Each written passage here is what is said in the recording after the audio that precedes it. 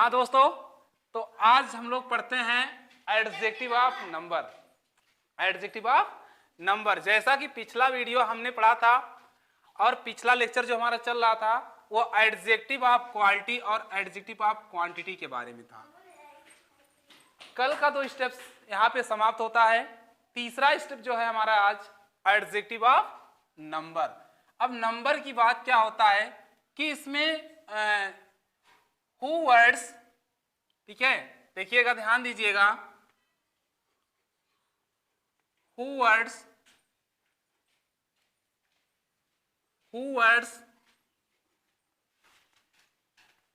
gave the particular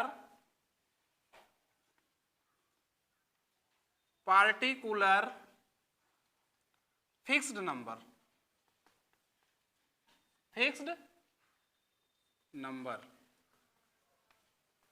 यानी particular fixed number is composing to adjective. Reasons क्या होती है कि कुछ ऐसे वर्ड्स होते हैं जो फिक्स्ड होते हैं, कुछ ऐसे वर्ड होते हैं जो फिक्स्ड होते हैं और किसी नाउन या प्रोनाउन के पहले किए जाते हैं। यानी ध्यान दीजिएगा, यानी नाउन होएगा, इसमें देखिएगा आप लोग ध्यान से फार्मूला, और नाउन के पहले अगर कोई फिक्स्ड नंबर है, नाउन के पहले कोई फिक्स्ड नंबर है तो वो हमारा कहलाता है नंबर ऑफ एडजेक्टिव, यानी NA कहलाता है, नंबर ऑफ एडजेक्टिव कहलाता है। अब ऐसे केस में होता क्या है, एज फॉर एग्जांपल्स, जैसा कि मैंने कहा कि 500, ध्यान दीजिएगा, मैंने लिखा एग्जांपल के तौर पे और कहा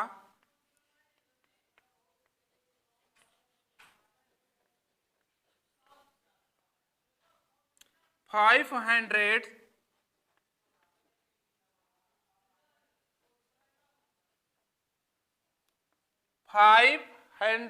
students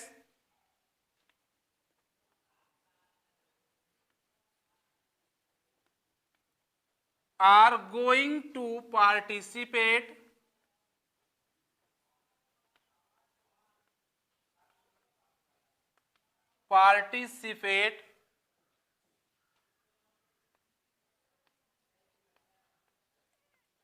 in annual function।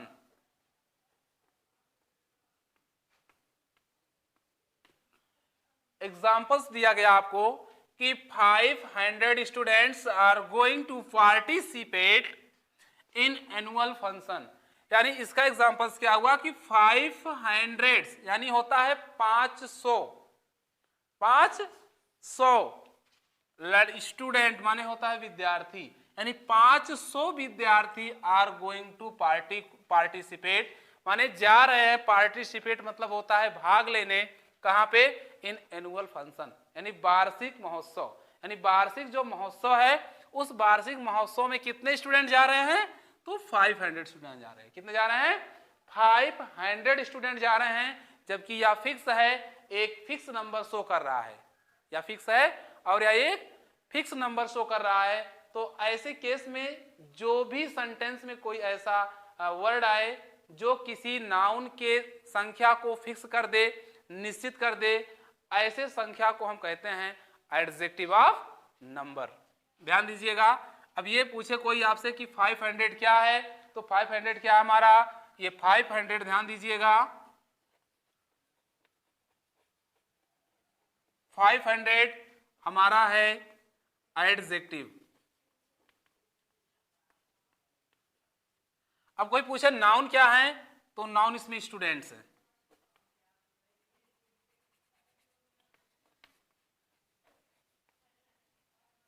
Students क्या हैं, हमारे नाउन हैं। नाउन के बारे में बता क्या रहा है, यही बता रहा है कि नाउन के कितने, यानी विद्यार्थी कितने हैं, तो 500 हैं। कितने हैं, तो 500 हैं।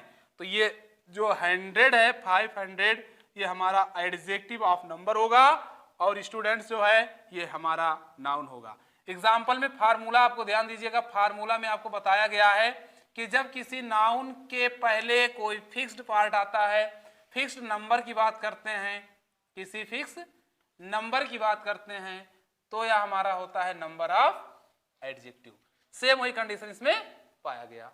ठीक है, नोट कर लीजिए, स्क्रीनशॉट लीजिए फटाफट इसको आप लोग।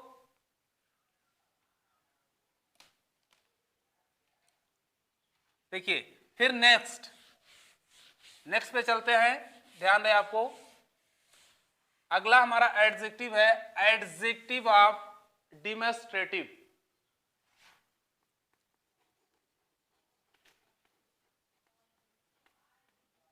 एडजेक्टिव ऑफ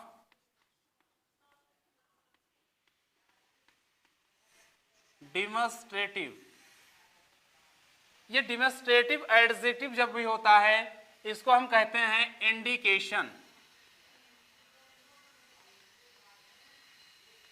इंडिकेशन वर्ड आते हैं इसमें, और इंडिकेशन वर्ड जब भी होते हैं वे आपके होते हैं who, what, when, why, which, whose, where, etc. ये हमारे इंडिकेशन वर्ड होते हैं। यानी जब भी इसकी सिंगुलरिटी पार्ट्स के बारे में बात करेगा तो ये हमारे इसके एक दूसरे के पार्ट में कॉम्प्रिहेंशन का पार्ट करते हैं। हु, व्हाट, व्हेन, व्हाई, ठीक है, हुज और वेयर्स, ऐसे वर्ड्स अगर आपको मिलते हैं और इनके बाद आने वाला जो नाउन होता है वो सिंगुलर होता है, तो ध्यान दीजिएगा कि इनके बाद में आने वाला जो नाउन होगा वह सिंगुलर में होगा। ध्यान रहे आपको, सिंगुलर। तो इसके बारे में एक फार्मूला क्या बनाई जाती है, एक फार्मूला यह होता है कि नाउन रहेगा और नाउन के पहले, ठीक है, सॉरी ये नहीं रहेगा, कंफ्यूजन में है, दिस दैट दी दो रहेगा। This that these those. अरे दोस्तों इंट्रोगेटिव के पार्ट में चला गया था कंफ्यूजन में, हाँ कृपया उसको कट कर ले आप लोग। रीजन क्या होता है कि ये दिस दैट दीज और दोज का इंडिकेशन करता है, ये डिमोन्स्ट्रेटिव में आता है। ठीक है, वो इंट्रोगेटिव का था, इंट्रोगेटिव का भी फार्मूला सेम उसी पे चलता है, दोनों की इक्वलिटीज रहती है। अब कंडीशन सामने क्या आता है कि आपको ध्यान देना है कि किसी नाउन के पहले, किसी सिंगुलर नाउन के पहले अगर दिस दैट दीज या दोज, यानी दिस दैट दीज या दोज आता है तो यह उसको मतलब ऐसे वर्ड को हम एडजेक्टिव ऑफ डिमोन्स्ट्रेटिव कहेंगे। नाउन क्या होना चाहिए, सिंगुलर, यानी सिंगुलर नाउन होगा तो दिस और दैट का प्रयोग होगा, और अगर इसी नाउन की संख्या बदल दी जाती है, प्लूरल हो जाता है, तो ऐसे केस में दीज और दोज हो सकते हैं। अब जैसा होगा उसके अनुसार प्रयोग किया जाएगा, लेकिन ये चीज है कि अगर नाउन के पहले इनका प्रयोग किया जाता है तो एडजेक्टिव की भूमिका अदा करते हैं, अगर इनके बाद में किसी नाउन का प्रयोग नहीं किया जाता है तो वो प्रोनाउन की भूमिका अदा करते हैं।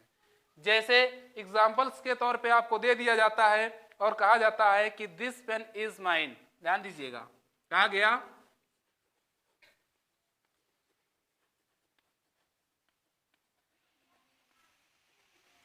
This pen is mine. अब देखो हमने पूछा दिस क्या है, दिस क्या है, तो दिस हमारा क्या है, डिमोन्स्ट्रेटिव एडजेक्टिव है। क्या है, डिमोन्स्ट्रेटिव एडजेक्टिव है। क्यों है, क्योंकि इसके बाद में नाउन है, और हमने कहा कि नाउन के पहले अगर दिस का प्रयोग होता है तो यह हमारा क्या हो जाएगा, एडजेक्टिव हो जाएगा। अगर यहाँ पे नाउन ना होता, अगर यह सेंटेंस हमारा ऐसे होता कि this is my pen, this is my pen, तब यहां पे दिस या प्रोनाउन का काम करता। किसका काम करता, प्रोनाउन का काम करता। लेकिन यहां अगर किसी दिस दैट के बाद में कोई नाउन आता है तब यहां पे एडजेक्टिव का काम करता है। ठीक है, तो ये एग्जांपल्स आप नोट कर लीजिए। दूसरा एग्जांपल्स जैसे देख लीजिएगा, इसमें दीज दोज, इनका तो सिंगुलरिटी के पार्ट में होता है। जैसे और कहा गया कि दीज बॉयज, दीज, ध्यान दीजिएगा, दीज बॉयज आर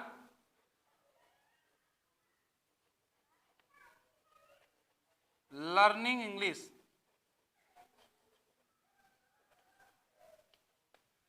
यानी these boys are learning English, यानी ए लड़के, कौन से लड़के, यानी लड़के क्या है वहां पे, नाउन है, और नाउन ये कैसा है, प्लूरल है, कैसा है, प्लूरल है, तो इसलिए आने वाला वर्ब भी क्या होगा, प्लूरल वर्ब होगा।